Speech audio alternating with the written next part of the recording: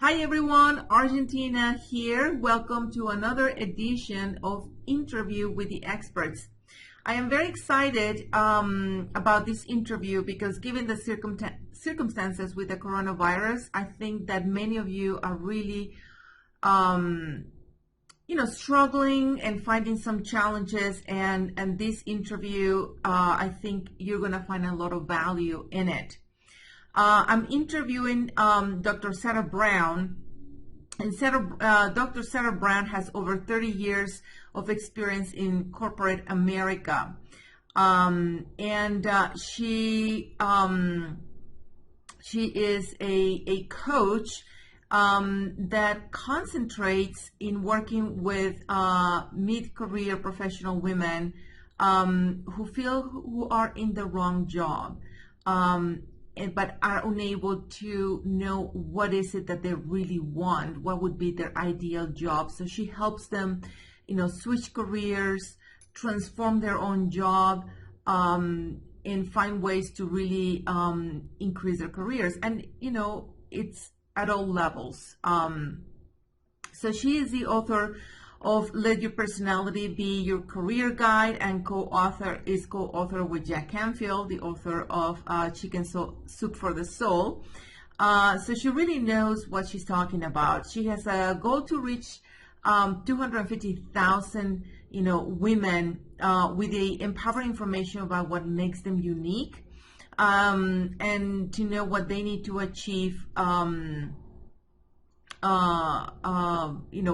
What they want in life, and by means of self-coaching.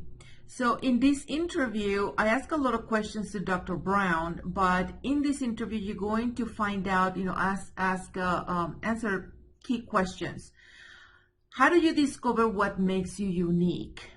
Also, in her book, The Book of You, she explains how it works, and how do you generate a book for yourself to do your self-coaching to get you to where you want, and how does that work, the self-coaching.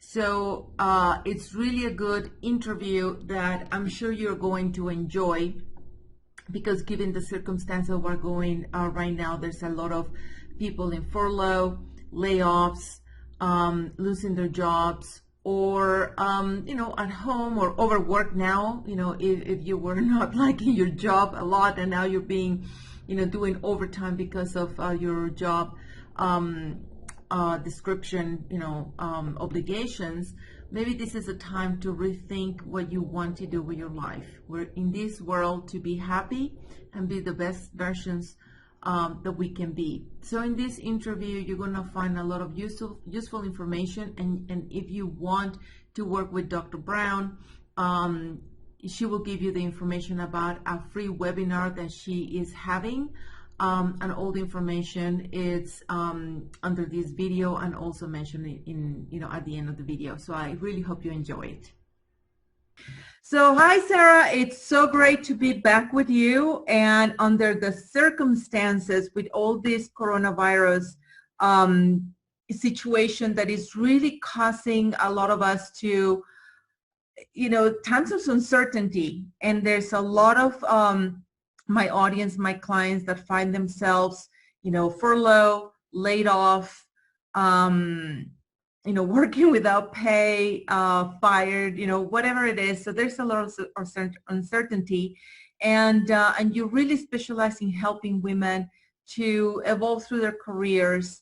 So I think I see this as an opportunity for women to reinvent themselves. And if you're not working, you have a choice. You can just sit down and cry and wait and see what happens and be rescued. But the reality is nobody's going to rescue. Only we can rescue ourselves. So tell us about the opportunities that we can see if we find ourselves furloughed, laid off, or a change of income situation.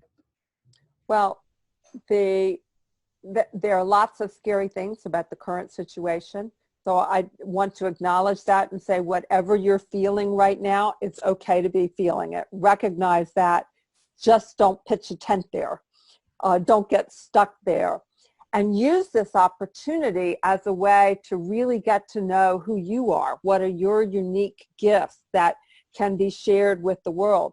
And how can you use those gifts to actually help everybody else recover? Help yourself and everybody else recover from the current situation, and use it as a way to launch into the career of your dreams. So I would say the opportunity right now is to get very clear about who you are, very clear about what you want, and equally as important, to build the support structure that you need to actually help you lead out of this and to pursue the dream job in the future. So the women that you work with normally, situation is normal in the world, and she has a career, and but she's not happy with it, correct? Mm-hmm. Looking Yeah. to change careers, or who exactly do you work with normally under Well, normal circumstances?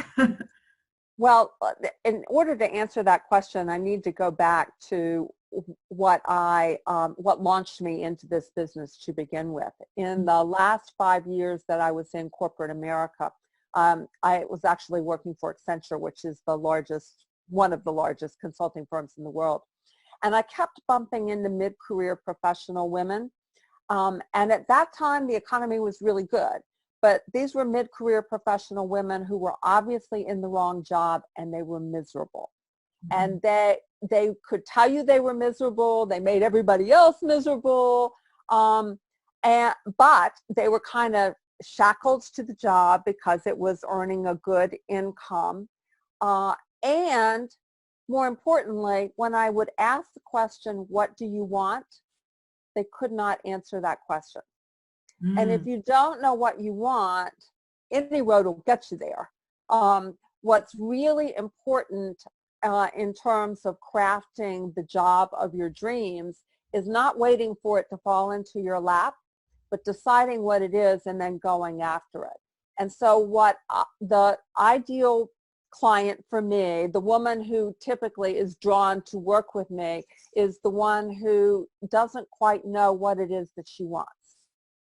And so we start off by getting her very clear about who she is and what she wants.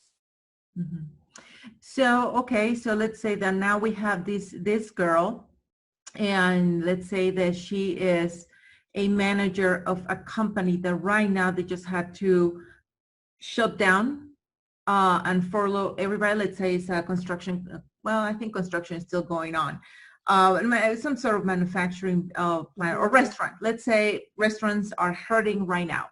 And she is the manager of a restaurant, a chain of restaurants. And right now they're shut down. They obviously, it's going to be really hard for them to recover.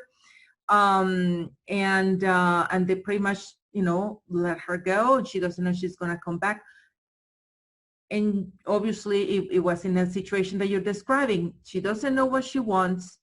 And obviously she's miserable at that job, but it pays so well, she was tied up to that because she needs the income. Okay, what can she do now during this time? What I would suggest that she do during this time is to get very clear about what her interests, her strengths, and her needs are. And if she gets clear about her interests, those are the kinds of activities that she really enjoys doing. And she can do that by looking at her past job and saying, what were the things that I loved about this job, loved doing in this job, and what were the things that I hated doing in this job? And begin to get very clear about that aspect of the job. And then get clear about her strengths. How did she approach doing that work? Did she focus more on the people aspect of it, or did she focus more on the logistical aspect of it? How did she go about making decisions? What was her strength in terms of interacting with other people? Did she like to be in front of groups, or did she work better when she was working one-on-one with others? So those are examples of strengths. And then more importantly, look at her needs. And needs, if you think of strengths as how we interact with other people, needs are how we need other people to interact with us. And it describes the kind of environment that is going to minimize our stress. So, for example, I was just talking with a client earlier this morning. It happened to be a he, but it was still an interesting discussion, because he said, you know, when I finally got clear that I need time to process a big decision, and that I experience a lot of stress when I don't get that time, he said it made a world of a difference in my work environment. And he described changing the work environment that he was in. He wasn't actually changing jobs. He says, I just told everybody I need 24 hours before we make a big decision, because that's what keeps me out of stress in terms of processing a decision. So in summary, for your women who might, the manager of a restaurant who has just been furloughed, she can get clear about the aspects of that job that she just really, really liked. And she can get clear about her strengths. She can get clear about the things in the environment that worked for her and things that didn't, and begin to get clear about what is the job that I want to be in when we come out of this. It could still be in the restaurant business. It could still be the specific job she was in, because, for example, I do believe the restaurant business is going to come back. It's just, but she can use this as an opportunity to say, how am I going to craft this job so that when we come out of this, it's an even better job for me? And how do I use my unique gifts to actually lead the business, lead the organization? Because if I'm a manager, I am by definition managing something. How can I use my unique gifts to lead the whole crew out of it? Wow, fantastic. So let's say that she decides, like, okay, I actually, hate the restaurant business is just too stressful, too long hours.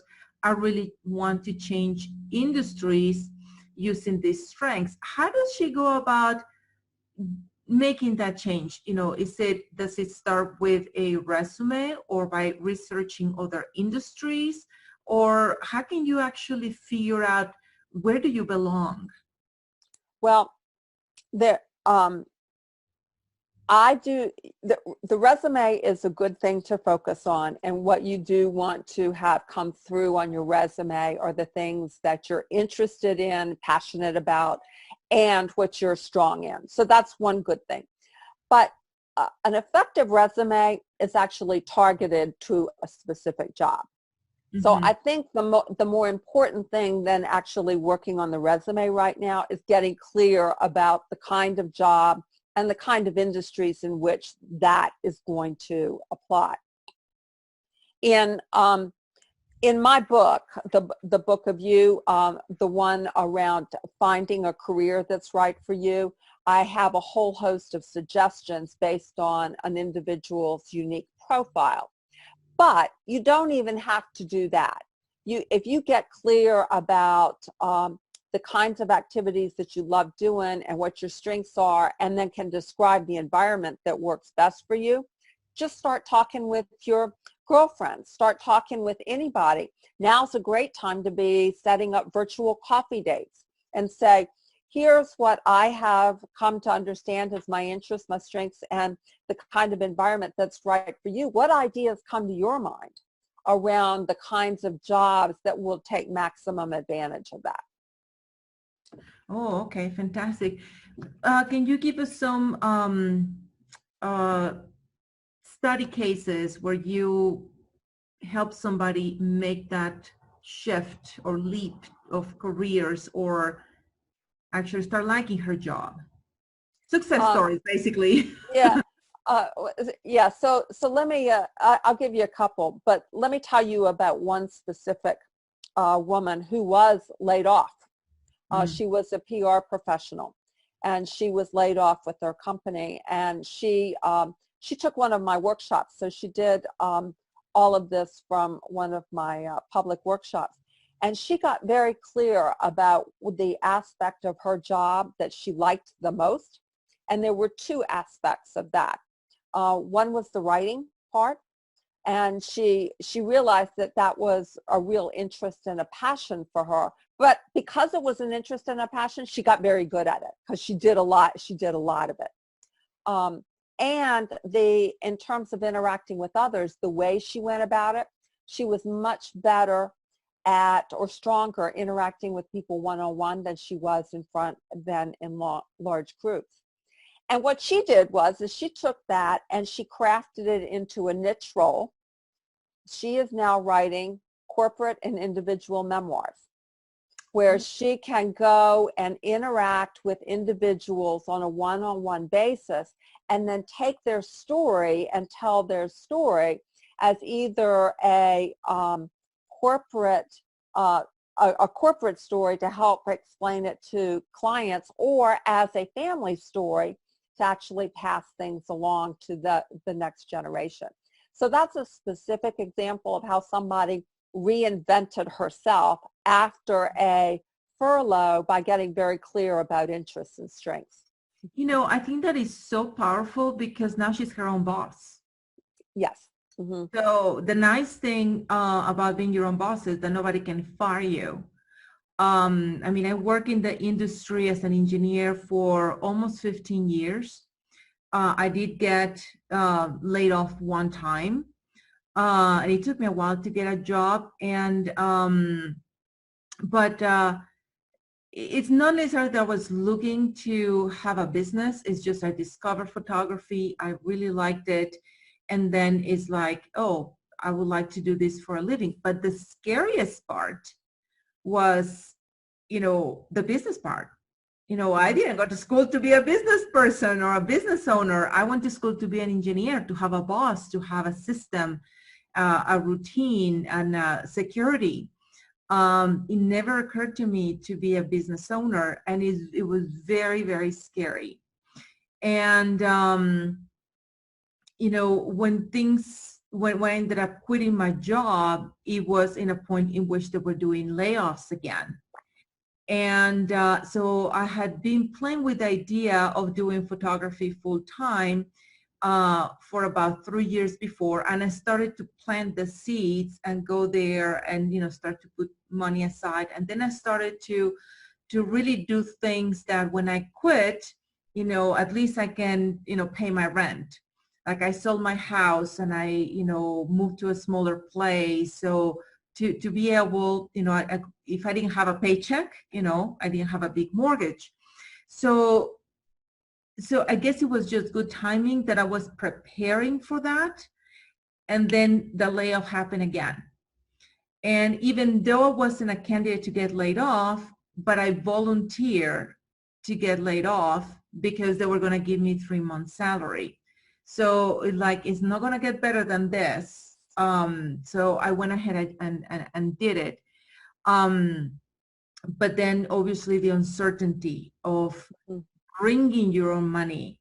The great advantages is that you decide the more you work, the more effort, the more you invest in yourself and your business, the more you can decide your own income, your raises, how much money you make. And also you have freedom, of course, and flexibility, but then there is uncertainty that if things don't work, like right now, a lot of us business owners, we're in a standstill. I don't have sessions. If I don't do sessions, I don't make any money. And I think that is the part that, scares a lot of people. I'm fortunate enough that at least I have, enough savings to keep me afloat for 3 months. So hopefully by then things will get better. But you also were in corporate and then now you have a business owner. Mm-hmm. And that's the scary part, having a steady pay. Mm-hmm. How do you make that shift? Okay. So first of all, you made 3 really important points. The first is you started working on this idea of your photography business, and you started getting more and more and more clarity over a 3-year period of time. when you do that and you get clarity about what it is that you really want, your brain, the reticular activating system of your brain, which is a goal-seeking organism, starts to recognize opportunities that you don't even see as you wouldn't have seen as opportunities beforehand. So, for example, you saw that second layoff as an opportunity and were able to actually take it. So by the mere fact that you were gaining clarity on what it was that you want, you were able to see an opportunity where beforehand you probably would have seen that layoff as another threat.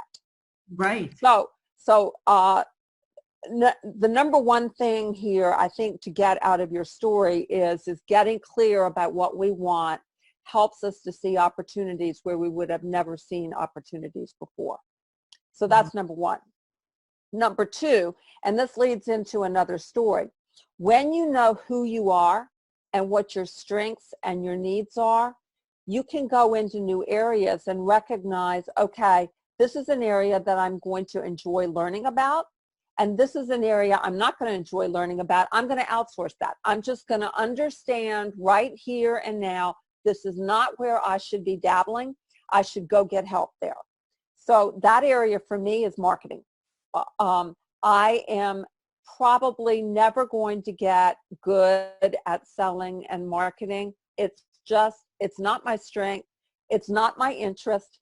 It's going to be a chore. I'm going to get help in that area. So that's the second point that you made. And the third point that you made is what do you do about uncertainty, and what do you do about the fact that we can't predict events like what we're in right now? Recognize that.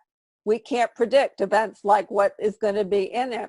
And what we have to do is to take 100% responsibility for what our response is to that. So fear, I love this definition of fear. It's fantasized events appearing real. So when we have these fears about this uncertainty, like what we're in right now, we have to look at it and say, what's real and what is a fantasized event? And then how can I take responsibility for my response that is going to move me in the direction of what I really care about? And I know what that is because I've been doing work on who I am and what I really want. Yeah, that's the difference. I was in a webinar yesterday, again, using this time in order to do personal growth. And I was in a webinar, and it struck me the difference between possibility and probability. Mm-hmm. Is it possible that, let's say that we lose our house and end up on the street homeless? Yes, it's possible. But what is the probability that that happens? Probably very low. I mean, a lot of things will have to happen, in order for, to do that. Same thing, another crisis. Is it possible? Actually, it's actually certain. It's not if, it's just when. But the probability that is going to happen again soon, it's low. It's probably going to happen, I don't know, in another 10 years, another virus, another season. And we'll definitely, recover as we always did. It's amazing how much I have learned through this pandemic, listening to the stories, a lot of speakers, YouTube videos, TED Talks, and there is so much history about other events that have affected the entire planet. Mm-hmm. If I heard about it, I forgot it completely, but now I actually studied more. I watched like a whole 1 hour documentary about the 1918 pandemic of the Spanish flu. Mm-hmm. The entire planet. And we came through. We came through. And now with all the technology that we have, I think the only disadvantage is now it's spreads faster because we have planes. Mm-hmm. And it's more of us and more activities and more of everything. So it's just faster. But with the technology that we have, I think human race is very resilient. and we're humans. That means that each one of us is very, very resilient. So I would. And we all have a role to play in the recovery. That's true. That's true. And the more we get clear about who we are and what we can contribute, the more we can craft our role in the recovery as well. Mm-hmm. Yeah, and I also have to remember that, like the Rockefellers, they made their fortunes in the Great Recession. Mm-hmm. So there's always opportunities if you know where to look. Mm-hmm. Most of us, we get scared, but I think the ones that survive and come, in ahead are the ones that actually use this time to rethink, reinvent, restructure, and sometimes it's for the best. I honestly believe, I always say that, beware what you wish for. That you were really unhappy about your job and now this happens and you lose your job. Well, you were not going to quit. God made you quit, that's for sure. Mm-hmm.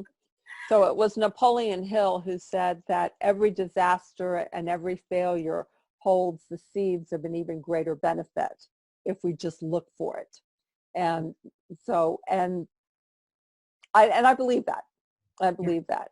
Yeah. Mm-hmm. So, what are you doing in these times? Because I'm pretty sure, being a business owner like me, your activity has gone down. What are you doing personally to take this into as a benefit for yourself and others?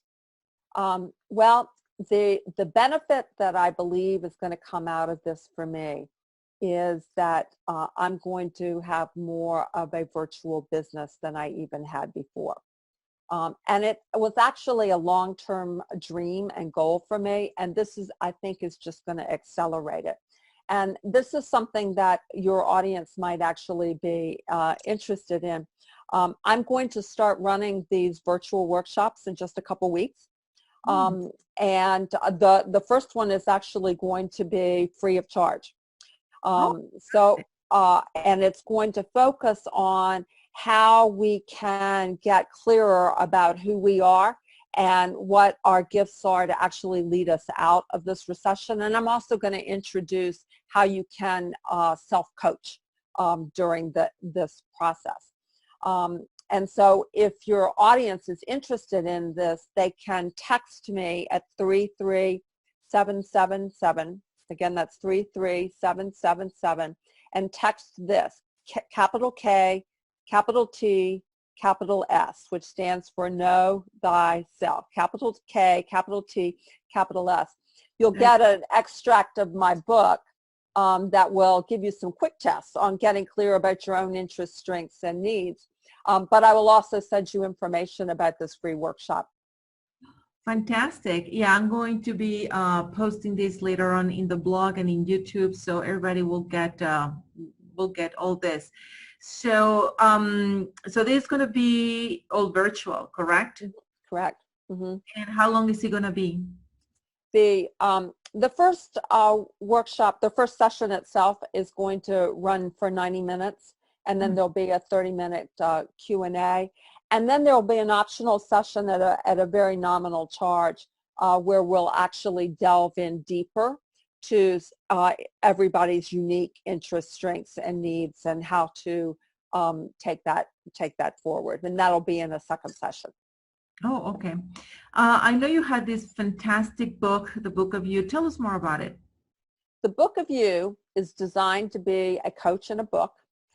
It has unique information about the reader. It's based off of a world-renowned personality assessment called the Berkman Method. So when I get the data back from that assessment, I can generate a book just for the individual with information about her specific interests, strengths, and needs, and then a process she can go through to get clear about how to apply that at work to be happier and more successful. Oh, wow, fantastic. And where can they get this? bookofyou.com. Oh, easy, bookofyou.com. Fantastic. Mm-hmm. That's great. So any more advice that, well, let's say that they do your free workshop, and then women want to continue working with you. how do you help women? What kind of coaching programs do you have or workshops do you have? It's primarily workshops, and some are most of them are built around the Book of You. So most people who go through a workshop get one of the customized books of You, and then we take it into even more detail. And I advertise them. I advertise them online. I advertise them on my Facebook page, which is bookofyou.com also. So keep it simple. Bookofyou.com on Facebook, bookofyou.com online as well, is where you can find more information. Mm-hmm. Now, you talk a lot about, mid-management, type of women, career women that you help. What about if this is a girl that works, in Starbucks or, or is in a billing department, or, is not exactly in management and just finds herself, maybe she's a waitress or she's a dental assistant, or a mail carrier, or, just those jobs that right now, they don't pay enough, obviously, to have a good living, and you want to get out of it and you want to do something better for you. Can you help those women? Can this program that you offer help somebody that is not in a corporate? Absolutely. Absolutely. In fact, most of the women who go through my programs are not in management roles. Wow. Most of them are mid-career professional women. So they're either individual contributors of some type, or they're in entrepreneurial roles of service roles of some type. So it's all designed to help them get very clear about what their interests, their strengths, and their needs are, and how they can find and create jobs or roles or businesses or whatever that takes maximum advantage of that, so that they're happy, successful, and actually giving back to the world. Because when you are pursuing things that you love and you're using your strengths to do it, and it's got a benefit to the world, everybody wins. That's true. That's true. When you provide a service, I think something that I read in so many books that I've read is that, the definition of happiness is to find your gift, your unique gift, and then give it away. Give it away to benefit the world. Because yeah, and it's just amazing the big difference that it made to my life when I found my gift, and then I started to put it to use and put it out there to help other women. It fills my life with a lot of significance that I'm really leaving a legacy in this world by helping other women. And yes, that definitely provides me with a way of living. It translates into finances. So, if there is anything that anyone here can have it as a takeaway, this is all about finding your unique gift, not just drift through life with a job that you hate just because you need the money or is the only thing that you know how to do. It's about having a very fulfilling life, loving what you do, waking up every morning, and can't wait to go to work. Have you ever read the book Start with Why? Yes. Oh my God, what an amazing book. What an amazing book. When I read that book, it's like, okay, I'm not so lost. I'm actually, it made a huge difference to know why I do what I do, and giving it away and finding your unique why. Why do you exist? Why you do what you do? Why you love what you love?